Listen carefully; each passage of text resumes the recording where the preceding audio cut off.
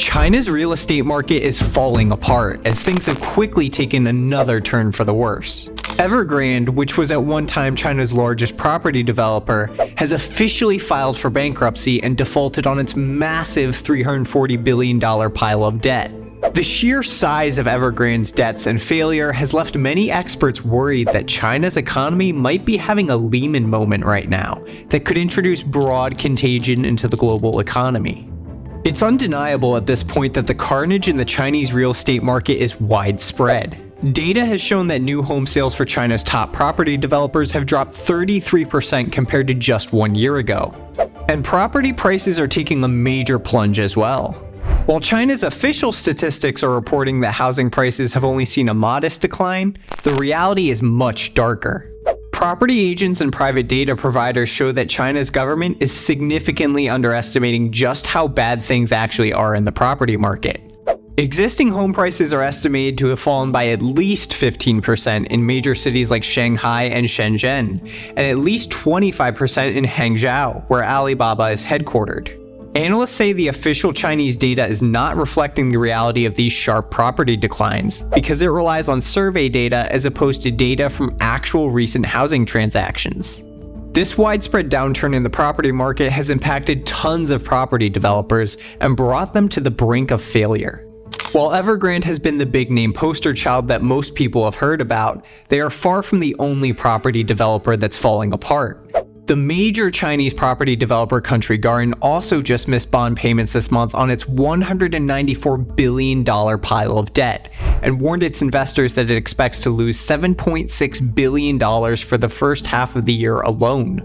So why is all of this such a big deal, you might be wondering? Well, it's because for years, China's property market has been arguably the primary engine driving the Chinese economic growth story. The property market alone accounts for roughly 30% of China's annual total GDP, and approximately 2/3 of the household wealth of Chinese citizens is tied to real estate ownership. And the reason the property market became this dominant force in China's economy is because of China's rapid urbanization. As China's economy and citizens transitioned away from rural farming to doing manufacturing work in cities, hundreds of millions of citizens were moving from the country into cities for work, and they needed housing in the form of homes and apartments. Evergrande and other property developers quickly jumped on this demand boom for housing in the market and began developing properties at a large scale. And in order to scale up and develop more properties, they borrowed money. A lot of money.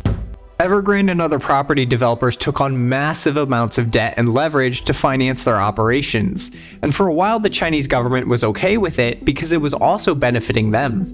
Since China's communist government is the one that actually owns the land in China, local governments are the ones who sell leasing rights to property developers so they can then build housing.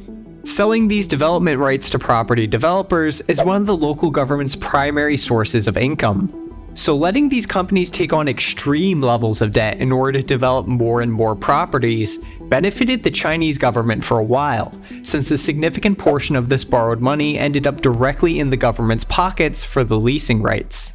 In addition, all of this construction work helped to boost the overall growth of China's economy and GDP on paper. So no one in power really wanted to stop the property developers out of control borrowing, since it was so lucrative for everyone involved. But you might be seeing a major problem here. This obviously was not a sustainable business model for many reasons, and was creating a massive bubble in the property market. The biggest reason is the fact that any downturn in the housing market would put Chinese property development companies under significant financial stress, as lowered sales would put them at risk of not being able to make payments on their massive mountains of debt. The only way their business model could continue to work is if home sales never slowed down, which is both a dangerous and unrealistic business assumption. Another major problem is that China's population officially declined in 2022 for the first time in decades, as the aftermath of China's draconian and short-sighted one-child policy has done permanent damage to the country's demographics and health. And this trend of population decline is only expected to get worse, with birth rates continuing to plummet in the country. The obvious implication of this population decline is that it will limit the need for future housing and property development, which does not bode well for Chinese property developers or the Chinese economy at large. And the final nail in the coffin for the sustainability of Evergrande and the rest of China's property development sector is that they've already built far more housing than what's actually needed. In fact, China has many massive city construction projects that have been completed, yet almost no one lives in them. This widespread phenomenon of massive empty developments in China has been referred to as ghost cities. And ghost cities are another major factor that puts China's focus on debt-funded infrastructure and property development even more at risk. These property developers have built many projects that remain unsold and are just sitting there as unprofitable infrastructure that are generating no cash for the property developers and provide no value to China. It's estimated that China has about 30 million unsold properties, which could house 80 million people. To put that into perspective, that's nearly the entire population of Germany. And on top of that, there's likely 100 million properties that have been bought but are not occupied.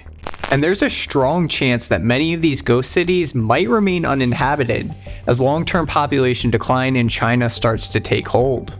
Realizing that the real estate bubble was beginning to spiral out of control, the Chinese Communist Party intervened in 2020 to address the out-of-control debt that property developers were taking on by introducing what's called the Three Red Lines policy.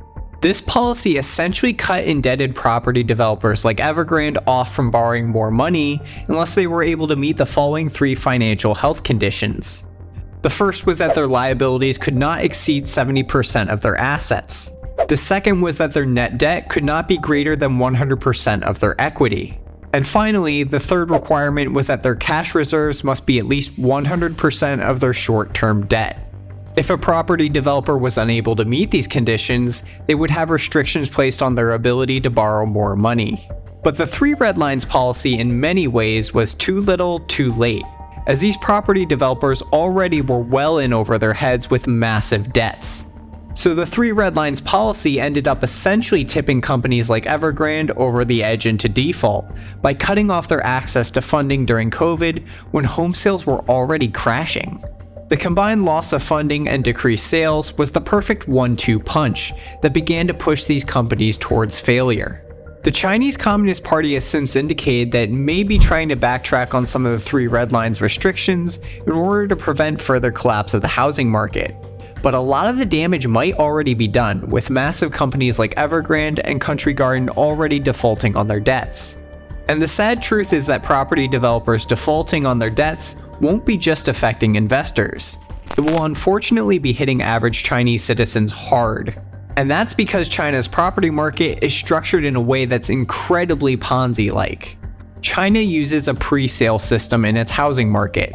This is the practice where property developers sell homes before they are actually built.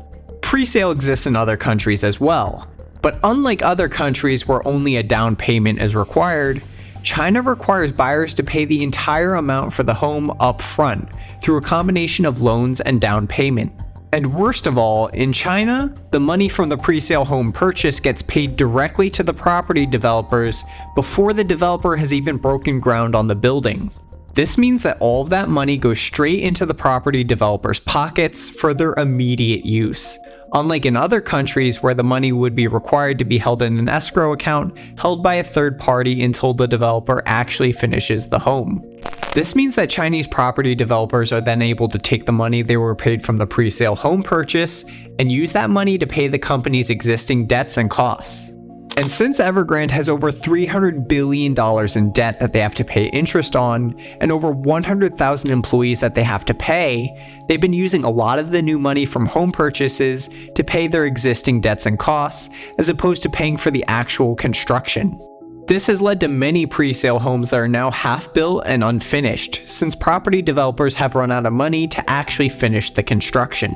Which means the Chinese citizens that bought these homes are now stuck paying mortgages to the bank for a house that may never be completed.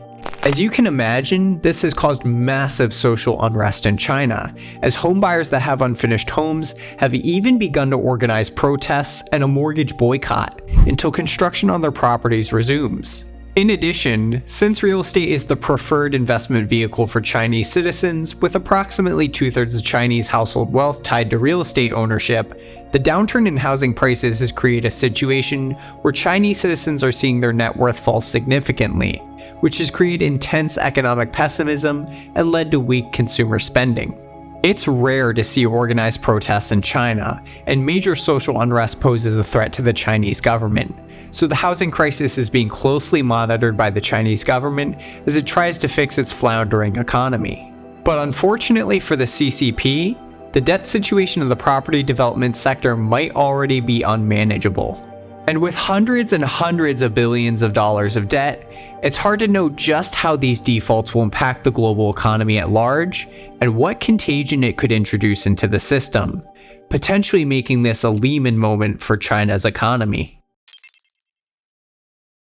One of China's largest shadow banks, Zhongji Enterprise Group, just recently filed for bankruptcy after revealing to investors that it owed at least $31 billion more than it actually had. Now you might be wondering exactly what a shadow bank even is. Well, according to the Chinese government's central bank, they define China's shadow banking system as credit intermediation involving entities and activities outside the regular banking system. And they also note that it could possibly be a source of systemic risk or regulatory arbitrage. To simplify that a little more, the best way to describe a shadow bank is that they are unregulated financial companies that do not have the same oversight from regulators that traditional banks do. They operate in the shadows, so to speak, which is where the name comes from. Examples of companies that fall under the shadow banking umbrella can include things like hedge funds, private equity funds, mortgage lenders, and other financial entities that have less regulatory oversight. And in China, shadow banking has become a big business. China's shadow banking sector is believed to now be valued at over $3 trillion, which is about the size of France's entire economy. This massive size has fueled concerns that failing shadow banks like Zhongji Enterprise Group could create contagion in the world's second largest economy, and potentially the global economy as a whole. There are several unique factors for why China's shadow banking sector has grown out of control in recent times. During the 2008 global financial crisis, China's government injected broad stimulus support into the economy, and the extra money floating around created a major increase in lending activity. A lot of this money eventually made its way into China's property and real estate market, as loans were given to property developers like Evergrande and Country Garden to fund development projects. But like most things in communist China, the banks are ultimately owned and controlled by the government. This means that all bank lending in China is heavily regulated and restricted by the government.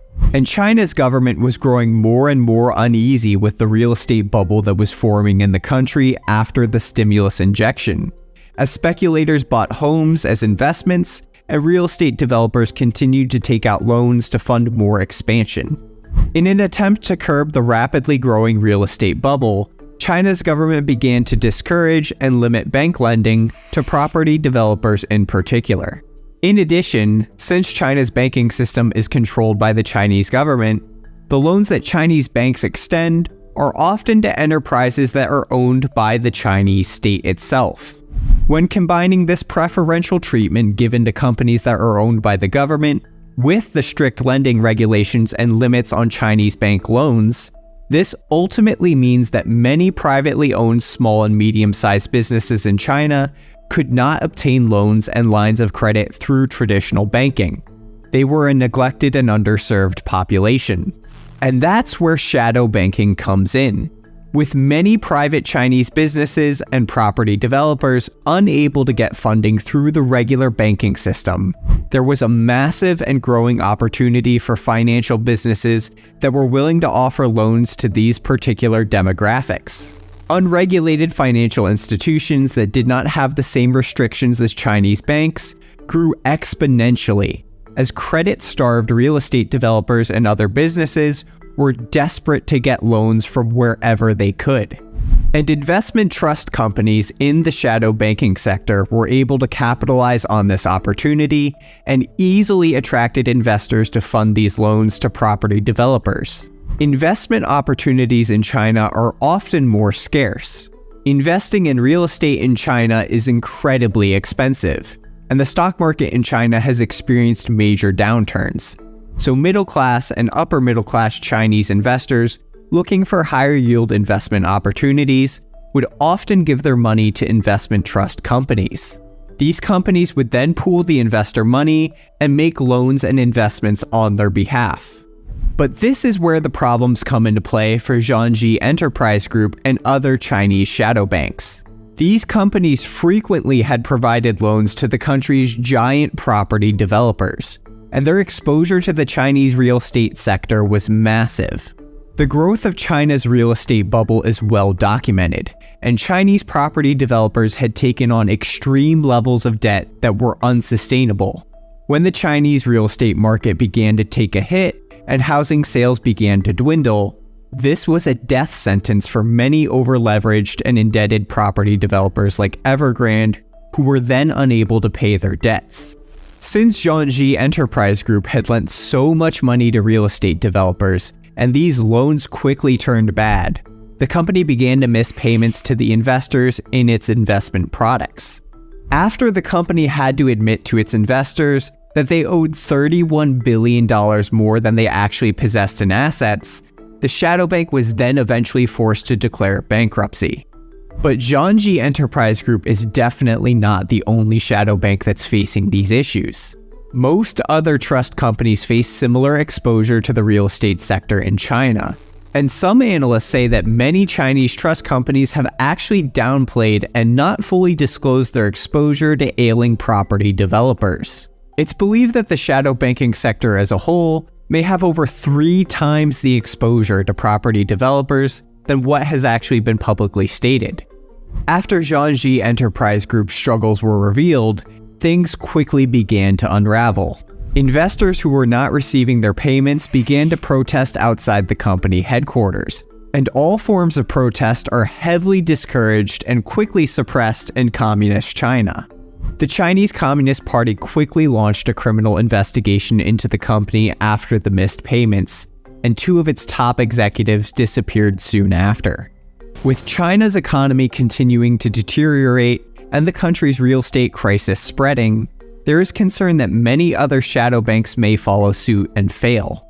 Experts say that many Chinese investment trusts are deeply distressed right now and could likely fail in the near future. A series of these failures could very well continue to spread contagion throughout China and further damage the world's second largest economy. China's government has been attempting to control the implosion of the country's real estate bubble and the shadow banking sector to eliminate the systemic risks they pose. But this has also created a situation where the Chinese economy is quickly contracting and slowing to a crawl.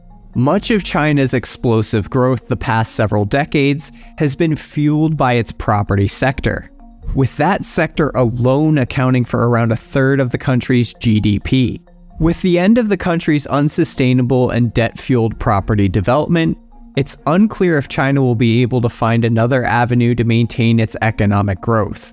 And it's very possible that it may never be able to fully recover to its past economic glory days. China's economy is facing a lot of problems right now, but perhaps the biggest one is the country's widespread youth unemployment. In fact, over 1 in 5 young people in China are now unemployed, according to the country's official data, with youth unemployment hitting 21.3% in June. And as high as that number is, some economists actually think that there are reasons to believe that the real number is much, much worse. China's youth unemployment crisis has gotten so bad that the country even announced that it will no longer be reporting the numbers in the future, as China continues to try to suppress access to information about its floundering economy. So what exactly is causing this massive youth unemployment? There are quite a few different factors at play, and they can loosely be divided into 2 categories: social unrest among the Chinese youth and widespread economic problems. Let's start by examining the social unrest.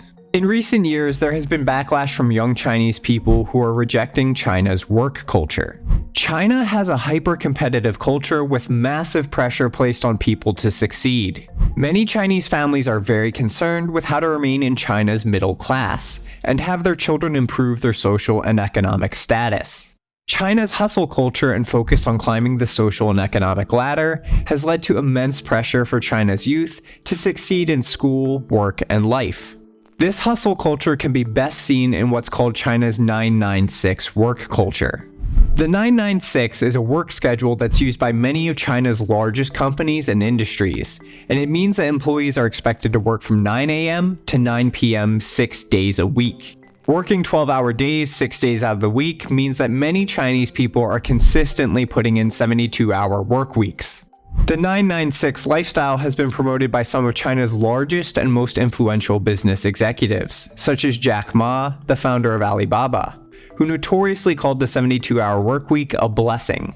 While China's government has labor laws that are supposed to prevent companies from overworking employees like this, these laws are not enforced by the government since they hinder economic growth. This lack of labor law enforcement and the 996 work culture has even led to employees suddenly dying due to exhaustion and health complications from working excessively long hours. This hyper-competitive work environment has led to increasing unhappiness from China's young people, who feel that they are being expected to work the majority of their life away for very little benefit to them. Young people are increasingly facing issues with what's called China's three big mountains, which refer to the country's rising education, healthcare, and housing costs. Housing affordability in particular is a massive issue facing Chinese youth due to China's property bubble. As a country, China has a house price to income ratio of 17, meaning that a typical Chinese household with an average income will need to save all their disposable income for 17 years before they will have enough money to afford a house. In comparison, the UK has a ratio of just 6. With many young Chinese people feeling that it is impossible to get ahead even with hard work, many are rebelling against the status quo and China's 996 work culture. Two of the most prevalent movements against this work culture have been the lying flat and let it rot movements. Lying flat is a term used to describe rejecting the social pressure in China to overwork and overachieve, and looks to set more modest goals. Many Chinese youth who subscribe to this movement are minimalist and look only to meet their basic needs, not wanting to work longer hours beyond that point to improve their status. The lying flat movement has also been compared to the Great Resignation and quiet quitting phenomenons in the West, due to their ideological similarities. The idea and term lying flat originated from a Chinese social media post and quickly gained traction before the Chinese Communist Party censored the term and began to publicly and harshly criticize the practice. The Let It Rot movement in China is similar to lying flat, but is more nihilistic and much more explicitly critical and despairing of China's hustle culture. The term refers to how many young Chinese people have stopped caring altogether about trying to improve their situation, and instead are content with letting things deteriorate further and letting the system rot. The lack of work opportunity and social mobility has led many young Chinese people to give up on the idea of a job altogether, which has led to higher unemployment and growing concern from the Chinese government. When you factor in the Chinese youth that are not employed, aren't currently studying, and are not currently looking for work, it's estimated by some economists that China's youth jobless rate might actually be as high as 46.5%. But China's youth unemployment crisis is not simply due to a lack of motivation. A wide variety of economic factors have combined to create a poor job market for young people in China.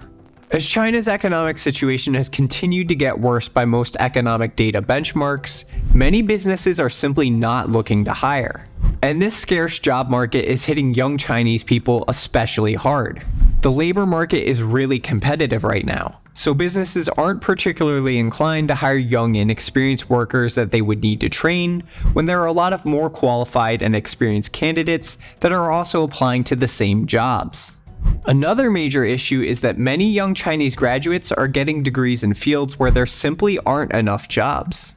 A Goldman Sachs research report suggests that while the number of Chinese graduates are increasing in disciplines like education and sports, the hiring demand for these industries are also decreasing. This is creating a situation where there is now a surplus of college graduates that can't find jobs in their field. This situation has been made much worse by the fact that China's government has significantly restricted its tech sector and other high-growth industries in recent years. Companies like Alibaba faced heavy anti-monopoly scrutiny and received multiple fines from the government as the power and influence of these tech companies began to grow past what the Communist Party was comfortable with. The CCP also forced many of these companies to make major changes to their businesses in order to limit their size and power. All told, this regulatory crackdown wiped out over $1 trillion in value from China's tech sector. And many of these companies in response have had significant layoffs, with companies like Alibaba letting go over 10,000 employees. These issues have significantly hindered the Chinese tech sector and slowed hiring, which has made it difficult for young graduates to find jobs in their fields of study. While there are jobs available, many of them are blue-collar jobs doing things like manufacturing work in factories. While China's government has publicly promoted the value of education, and many young Chinese people have pursued higher education in hopes of better job prospects, the reality is that China's economy still relies predominantly on manufacturing and exporting. So there aren't nearly as many job openings in white-collar professions as there are in blue-collar manufacturing work. But many of these young college graduates are unwilling to take lower-paying jobs outside of their field after investing so heavily in their education, which has created a major imbalance in the labor market. And with over 10 million more Chinese university graduates expected to enter the job market this year alone, the imbalance between graduates and available jobs in their field is only expected to grow. With the Chinese economy and job market being in such a poor state, many of these young unemployed people are moving back in with their parents and waiting for things to improve. These young people have been called full-time children as they've taken on chores for their families in exchange for pay while waiting for the job market to improve. But with China's property bubble bursting and the economy continuing to get worse, it's uncertain when the youth unemployment issue will improve at all. Business confidence in China is at the lowest point on record, and foreign companies right now are looking to leave China as quickly as they possibly can. Major companies like Apple, Dell, Nike, Samsung, and many others are in the process of moving or have already moved manufacturing capacity away from China into other countries. The reasons for the increasing pessimism about doing business in China are almost too many to count.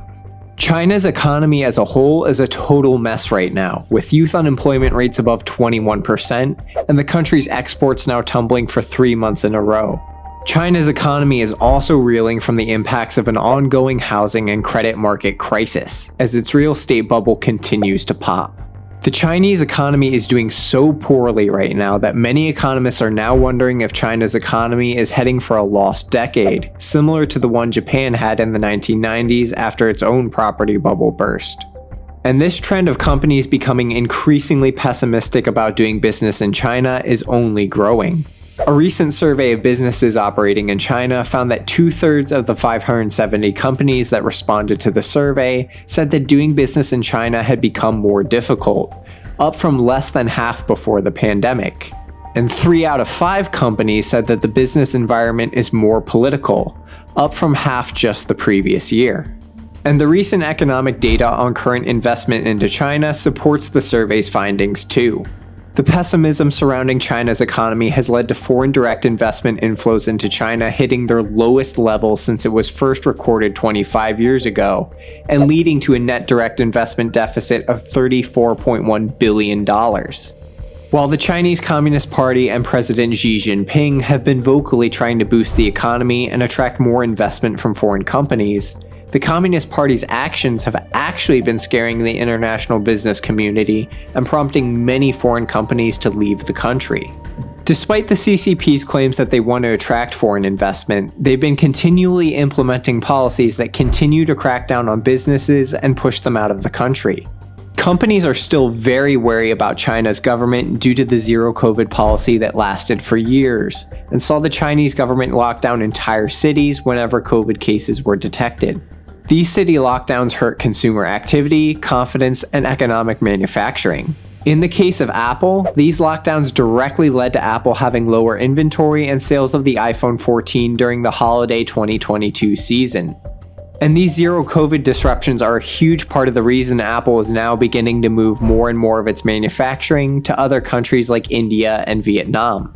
The pandemic was a wake-up call that exposed companies' over-reliance on China for their supply chains and directly hurt these businesses. In the aftermath of the pandemic, major companies like Apple are now focused on diversifying and de-risking their supply chains so that their entire business model doesn't depend completely on China. For many companies, the risks associated with doing business in China are simply getting to the point where they are now starting to outweigh the benefit of cheap manufacturing costs. The reason companies are looking to get out of China goes deeper than just supply chains, though. As geopolitical relations between the United States and China continue to get worse, the Chinese government has been putting increasing pressure on Chinese companies to use Chinese suppliers, even in cases where it's more expensive than foreign alternatives. And the Chinese government has also begun to outright ban products from certain US companies such as Micron. And not even China's own companies are safe, as the CCP just a few years ago began a massive and far-reaching crackdown on Chinese tech companies.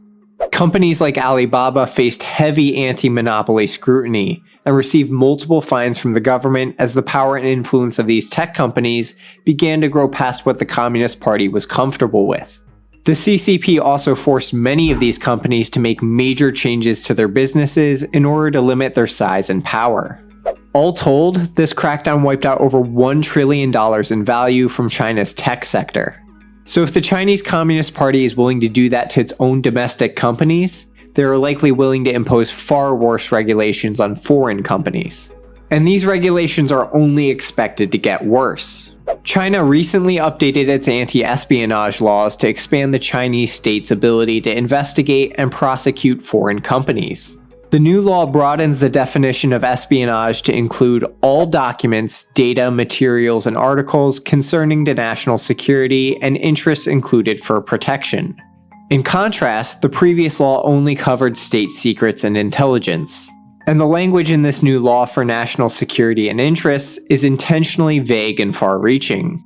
This move by the Chinese government prompted the United States intelligence agency to issue a warning to US businesses that there was now increased risk in doing business in China due to the new law.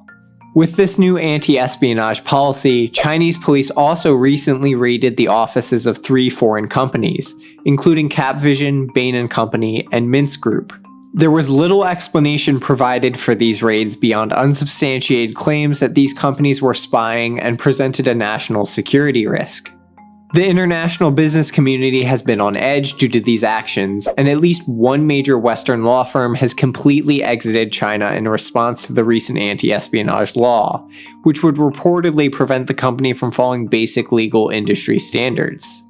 All of this is leading to a mass exodus of foreign companies from China, with the European Chamber survey finding that 1 in 10 companies said they had shifted investments out of China, and another 1 in 5 saying that they are delaying or considering shifting their investments. One international business deal specialist even went as far as saying that he didn't have a single client that wanted to invest in China, and he said that clients were either looking to sell their Chinese operations or find an alternative place to source products from. The rising tensions between the United States and China have created even more of a sense of urgency for foreign companies to decrease their reliance on China. The possibility of even more economic sanctions between the two countries or an invasion of Taiwan present massive risks for the companies that are currently operating in China. Any black swan event with China could destroy large parts of their businesses overnight if they aren't prepared to operate independently of China. And since these businesses aren't entirely sure when the relationship between the US and China might take another turn for the worse, they are being forced to come up with a plan B as soon as they can. The presence of uncertainty and unknowns makes running a business incredibly difficult, and just about everything with the business environment in China is uncertain right now. For this reason, it seems incredibly likely that the trend of foreign businesses leaving China will only continue to grow. And that puts China as a country into unprecedented territory. China's economy has benefited from large foreign direct investment into the country for decades, but as foreign investment begins to dry up, it's not clear what impacts this will have on China's economy in the long term. It's a challenge that the Chinese Communist Party simply hasn't had to face yet, and it may be a problem that they are underestimating. Continued major economic problems at home could potentially halt China's larger geopolitical ambitions. Google runs the world's largest search engine, which means it's in the business of delivering information to its users on demand. In total contrast, the Chinese Communist Party maintains control over China by limiting information through widespread censorship and the suppression of ideas. So with these fundamentally opposed approaches to information and censorship, Google and China have been locked in a long and complicated history that ultimately resulted in the complete removal of Google's search engine from China. But in order to fully understand the complexity of the situation, we need to rewind to the early 1990s when the internet first arrived in China. At first, the Chinese government viewed the internet as an important tool for economic development and technological advancement. They realized that the internet would be necessary for growing the country's power and achieving their long-term ambitions. But there was another side to the internet that the Chinese Communist Party didn't like. As internet usage became more prevalent and served as a platform for the free flow of information throughout the country, the Chinese Communist Party began to grow concerned about its potential to disrupt and challenge their authority and rule. The Communist Party knew that if they didn't intervene in some way, that the internet would eventually become an existential threat that would topple their power. So in 1998, the Communist Party began development on the Golden Shield project. And as part of this project, work began on what's commonly referred to as the Great Firewall of China. The goal of the project was to create a sophisticated system of internet surveillance and censorship, allowing the government to filter and block access to specific websites and content deemed by the government to be hostile to the CCP and harmful to national security. But as you can imagine, the interpretation of what constitutes violations lies at the sole discretion of the Communist Party, and because of this, it can be exceptionally broad.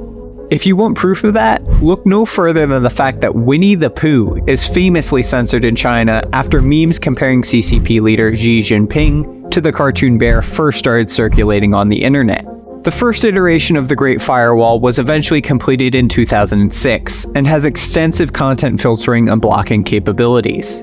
The CCP employs a vast network of automated systems to monitor online activities. These systems scan and analyze keywords to identify and block prohibited content.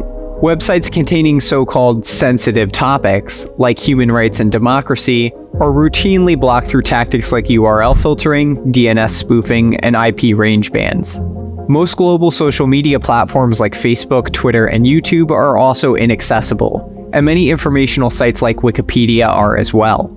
China also bankrolls a workforce of internet police to monitor online discussions, delete posts, and even manipulate public opinion by promoting pro-government propaganda. It's estimated that these paid Chinese actors create 450 million fake comments a year. And if all else fails, it's widely believed that the Chinese government has developed kill switch capabilities to block internet access entirely. Throughout the years, China's government has continuously focused on upgrading the Great Firewall to adapt to new technologies and communication platforms. The Chinese government has consistently worked to monitor and block specific types of traffic, such as encrypted connections and VPNs. It's to the point where the Chinese internet is so disconnected from the outside world that it's virtually unrecognizable compared to anything you or I would call the internet. And any foreign company that wants to operate in China is expected to play by these rules and keep the Communist Party's status quo. So foreign tech companies must navigate and help facilitate a complex web of censorship and surveillance. But back in 2006, Google was willing to do just that, and they took the plunge and entered China for the first time, eager to grow their business and tap into the world's largest population and emerging internet market. However, this Chinese version of a Google search engine was heavily censored and was specifically designed to comply with the Chinese government's policies. As you can imagine, this move drew widespread criticism from human rights activists and advocates of internet freedom, who accused Google of compromising their values for access to the Chinese market and its money. This controversy brought Chinese censorship right into the global spotlight. Google claimed at the time that while removing search results was inconsistent with their mission, providing no information at all in China would be even more inconsistent with that mission. The line of thinking they gave at the time was that some presence in China was better than no presence at all, and that by operating in the country, they might even be able to influence China's policies from within. And to give Google at least a little bit of credit here, When Chinese users searched for censored content on Google's Chinese search engine, they would see a disclaimer saying that some results had been removed. This public notification about internet censorship did not exist in Chinese search engines up to this point, and the Chinese Communist Party hated that Google did this. So as Google's market presence in China grew, so did the tensions with the Chinese government. Things finally came to a head in 2010 when Google announced a significant change in its stance towards China. The company disclosed that it had been the victim of a sophisticated cyber attack, dubbed Operation Aurora, which originated from within mainland China. The attack aimed to steal Google's intellectual property and to gain access to Gmail accounts of Chinese human rights activists. In response to this cyber attack from China, Google made a bold public announcement on its official blog. The company stated that they had uncovered evidence of a targeted attack on their corporate infrastructure originating from China, and that they were no longer willing to continue censoring search results in China as required by Chinese regulations. This move surprised and angered the Chinese Communist Party, who were blindsided by the announcement.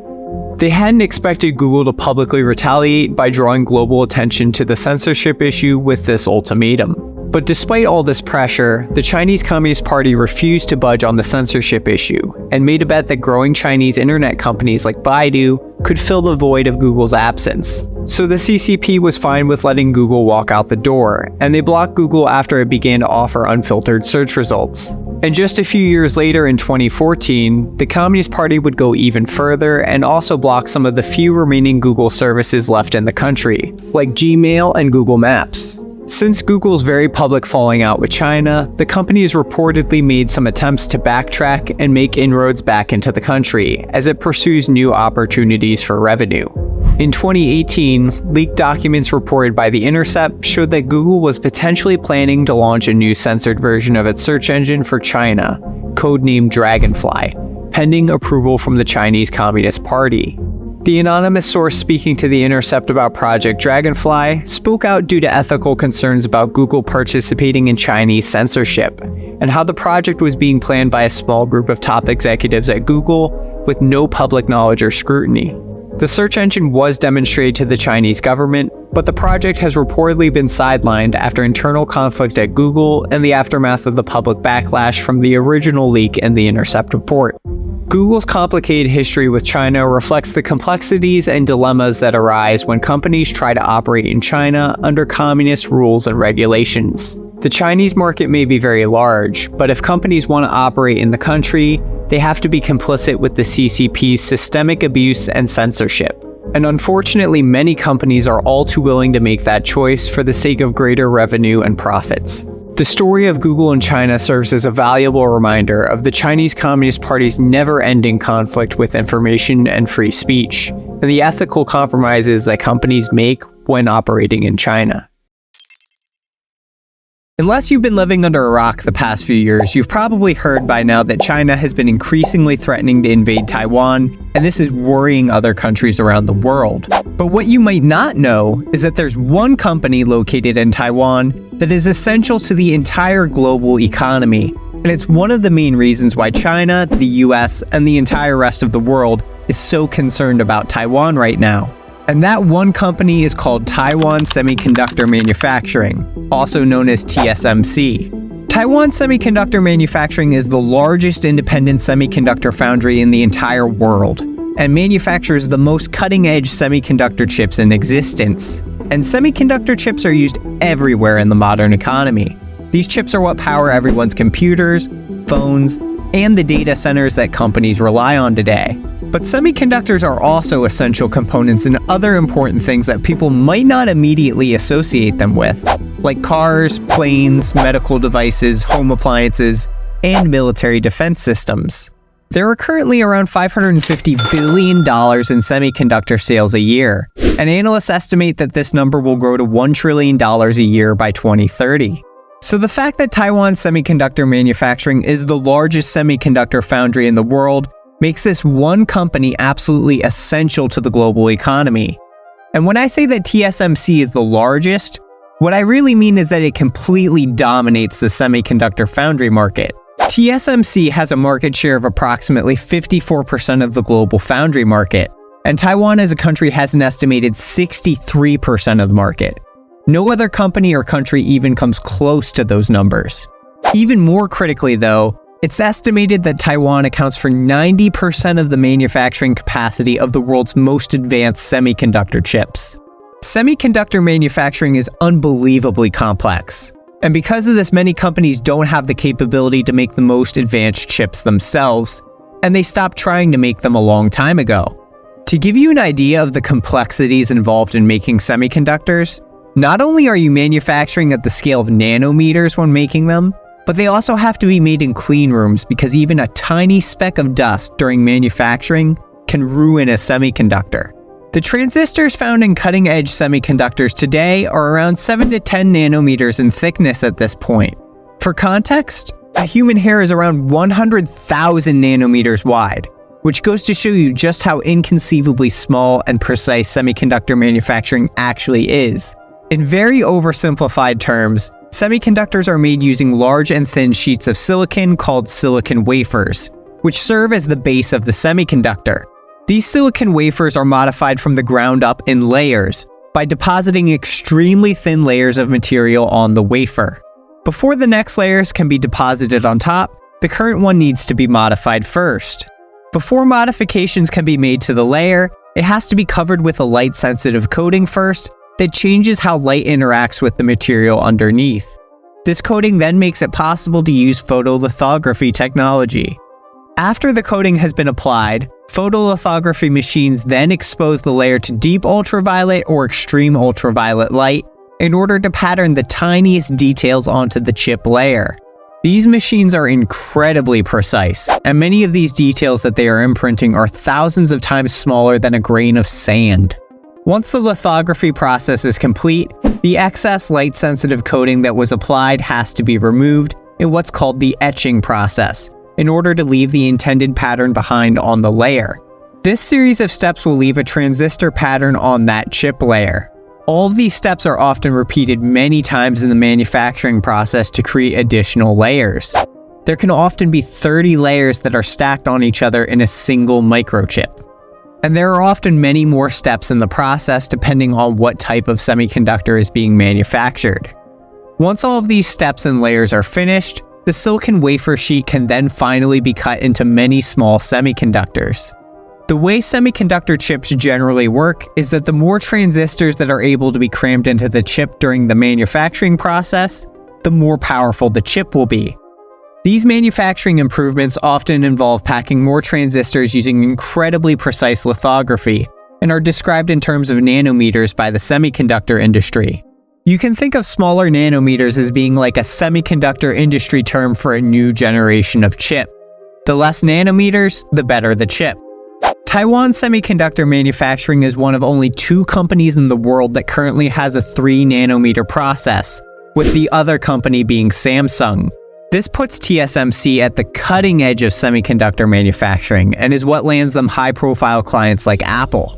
The extreme intricacy and the technological requirements involved in manufacturing semiconductors is the reason TSMC has such a stranglehold on the foundry market. You see, a lot of the big-name semiconductor companies that you may have heard of, like Nvidia, AMD, Qualcomm, and Broadcom, are what are called fabless companies. Fabless companies don't actually manufacture the semiconductor chips they design. Instead, they completely outsource the fabrication of their semiconductor designs to foundries like TSMC. Even Apple, a company with about as many resources as you can possibly think of, outsources the manufacturing of its own semiconductor designs used in its products to TSMC. So a lot of the semiconductors from these major companies that you're familiar with are primarily being manufactured by TSMC in Taiwan. Because Taiwan Semiconductor Manufacturing is the most important semiconductor company in the world, and semiconductors are the foundation of the digital economy, other countries are rightfully panicking about the thought of China invading Taiwan. Chinese control of TSMC could cut major Western companies out of the semiconductor supply chain if China wanted to. This also presents a national security risk because cutting-edge semiconductors are used in national security systems. So China taking Taiwan would not only instantly cripple other nations' economies, but it would also jeopardize their national security as well. This is why the United States is desperately trying to fund domestic semiconductor production and to bring more semiconductor manufacturing over to the US by building new foundries. The US passed the CHIPS Act in 2022, which will provide roughly $280 billion to boost domestic production of semiconductors. In response to this funding, numerous companies have announced plans to build new semiconductor factories in the US. TSMC itself is building 2 factories in Phoenix, Arizona. Intel has committed to building 2 foundries in Arizona and 2 in Ohio, and Samsung is building a semiconductor factory in Texas. But building foundries doesn't happen overnight, and it will likely be years until these factories reach commercial operation. But not everyone is thrilled about the sudden blitz the US is making to bring lots of semiconductor manufacturing online in the US. Taiwan has long viewed its semiconductor industry as a deterrent to a Chinese invasion, and the Taiwanese president has even called it the country's, quote, silicon shield, unquote. The idea behind the silicon shield theory is that global reliance on Taiwan helps keep the island safe from a Chinese military invasion. The reasons for this are twofold. First, since China itself relies heavily on Taiwan for semiconductors, they have to be very cautious for several reasons. All of the Taiwanese semiconductor factories are on the west side of Taiwan facing China, where China is most likely to invade from. If these factories are damaged in any way due to invasion, China instantly loses access to tons of semiconductor production that it relies on, which is a massive risk China would be taking with an invasion. A failed invasion effort by China could also instantly lead to Taiwan cutting China off from its chips as well, which is a risk that it has to take into consideration. The second aspect of the silicon shield theory is that the United States, European Union, and Japan all rely on Taiwan for their semiconductor chips. So the international community has an especially vested interest in preserving Taiwan's independence from China in order to protect their own supply chains. So because the international community all rely on Taiwan for semiconductors, they are more likely to protect Taiwan according to the theory. It can be argued though that Taiwan's semiconductor manufacturing might still be an overall lure for China wanting to take control of the country. But Taiwan itself views it as a deterrent to an invasion. For this reason, they are concerned about the sudden effort to build semiconductor factories in the US, as it is seen by them as directly weakening the barriers for a Chinese invasion. What if I were to tell you that the Chinese government has quietly been able to take land from struggling countries for the past few years, not through the use of force, but by creating debt traps for these countries through predatory lending practices? The way that China is able to do this is through a project called the Belt and Road Initiative. The Belt and Road Initiative is a global infrastructure development strategy run by China that was first announced by Chinese President Xi Jinping in 2013. It claims to promote economic development and connectivity between Asia, Europe, and Africa through the investment and development of infrastructure projects such as ports, highways, railways, and power plants. The Belt and Road Initiative is based on 2 main components: the Silk Road Economic Belt, which focuses on connecting China to Europe through Central and Western Asia, and the 21st Century Maritime Silk Road, which focuses on connecting China to Southeast Asia, Africa, and Europe through the Indian Ocean and the South China Sea. China argues that these Belt and Road projects will promote cooperation and coordination among participating countries, and help to address global economic challenges such as poverty and inequality. But China's true motivations behind the Belt and Road Initiative aren't to help other countries. China is looking out for itself and engaging in economic imperialism by creating debt traps for other countries that take the bait. Countries that enter into the Belt and Road Initiative often do so by signing a Memorandum of Understanding. This is a formal agreement between China and the participating country that often outlines the scope of the agreed upon projects, the loans involved, the roles and responsibilities of each party, and the expected outcomes. The exact terms of these agreements are highly secretive, as the Chinese government does not disclose the exact terms of the loans or any other conditions that come with them in the agreement. What's generally known about them, though, is that these agreements are typically entered into through China approaching poorer countries and offering loans to the country so that they can build infrastructure projects. The financing is arranged by Chinese banks, and it's typically a requirement that Chinese contractors are awarded the contract for the construction and also manage the projects after they are completed. As of March 2022, between 140 to 147 countries are estimated to have signed memorandums of understanding or cooperation agreements with China to be affiliated with the Belt and Road Initiative. These include most countries in Africa and Asia, as well as a growing number in South America as well. All told, China has lent $1 trillion over the last decade as part of Belt and Road projects, which has made China the largest government lender to the developing world. The money it has lent to other countries as part of these projects make up almost as much as every other government combined during this period, according to the World Bank. So why is China lending money to these countries left and right? The answer is that the benefits for China from these agreements are immense. For one, economic growth is a major motivator behind these projects. While China's economy has grown rapidly the past several decades, its economy and domestic market is starting to slow down, with the fourth quarter of 2022 showing the slowest growth to the country's GDP in half a century. With China's economy slowing, the country is looking for new sources of growth. The Belt and Road Initiative is one of the answers that Xi Jinping and the CCP have identified as an opportunity for China to create infrastructure and development projects in other countries, which in turn can create demand for Chinese goods and services. In practice, these Belt and Road project agreements contain requirements that give Chinese companies the contract for managing and executing the construction projects in the country borrowing the loan from China.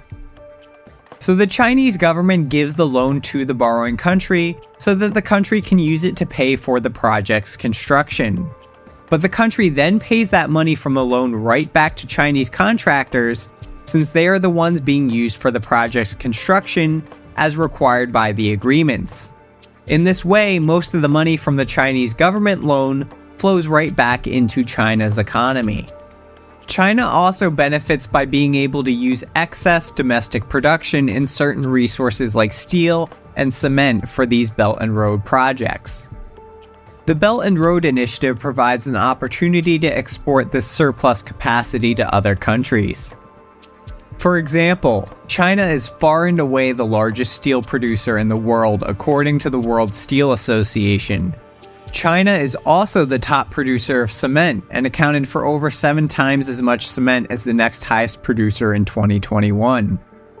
Belt and Road construction projects in foreign countries give China's economy a way to export this production to other countries as part of construction.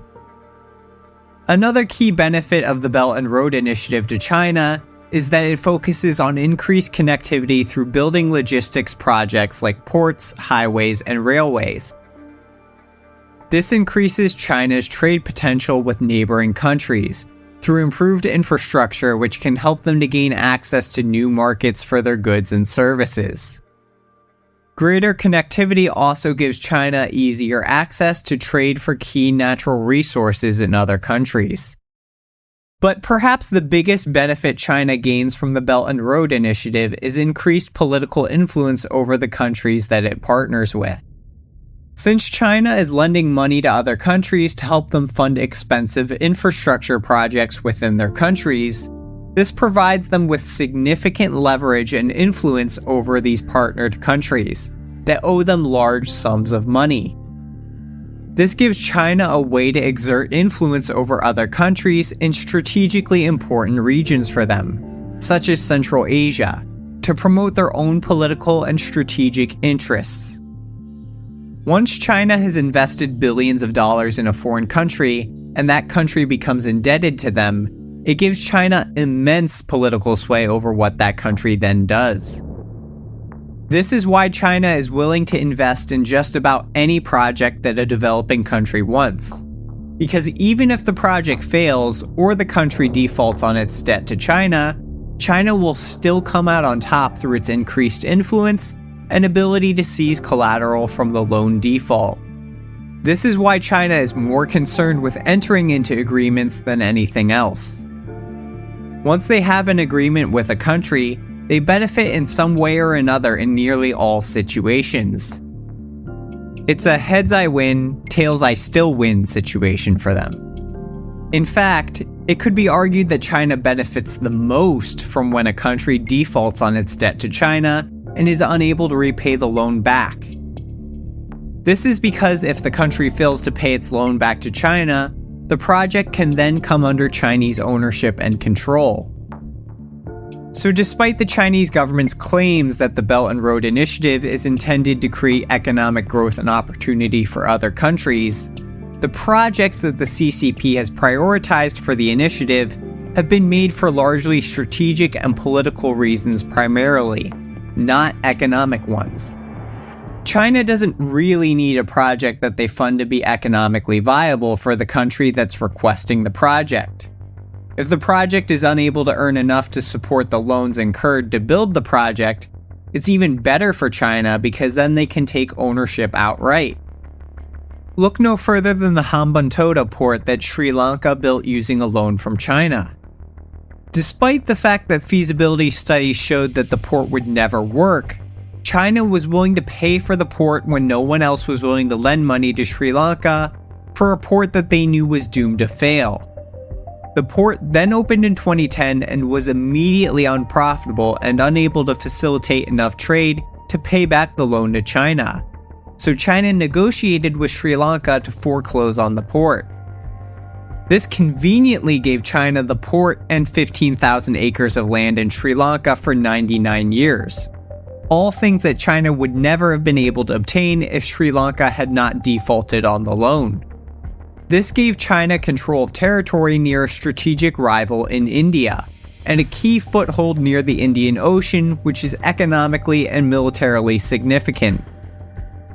Now that China has control of the port, a military survey ship even docked there just last year, which caused alarm in the international community. And the thing is, this wasn't an accident either that Sri Lanka couldn't pay back the loan from China and that they had to give up the port. It was by design. Research showed that the port would never be commercially viable, but China was the only one willing to fund the doomed project anyway, knowing full well that it would fail. And the loans that China extended to Sri Lanka were particularly burdensome in terms of interest and the loan duration.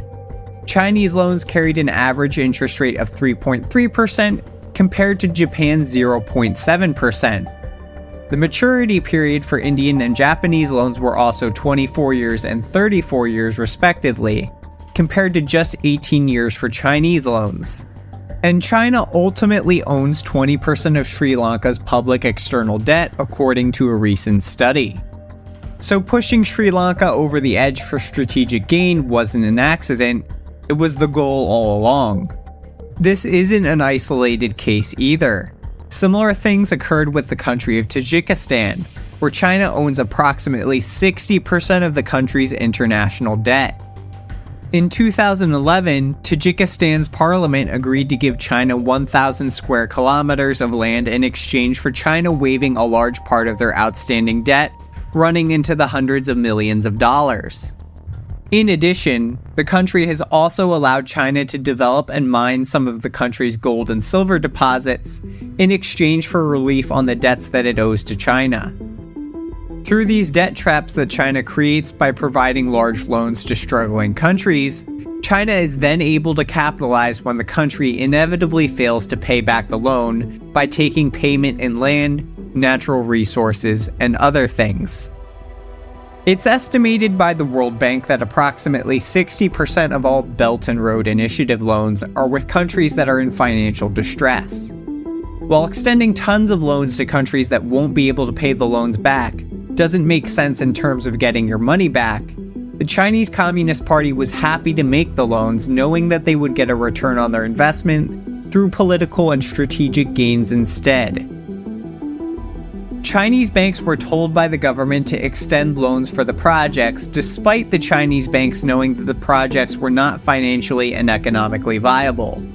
These loans were labeled, quote, policy designated, unquote, by the banks, to make clear that the reason behind the loans was not financially motivated, but was a politically and strategically motivated decision by the Chinese government. With China having loaned out $1 trillion the past decade for Belt and Road Initiative projects to struggling countries, there could be a lot of potential defaults on these loans in the near future. It will be important to pay close attention to what China tries to take from these countries instead to get a return on their investment.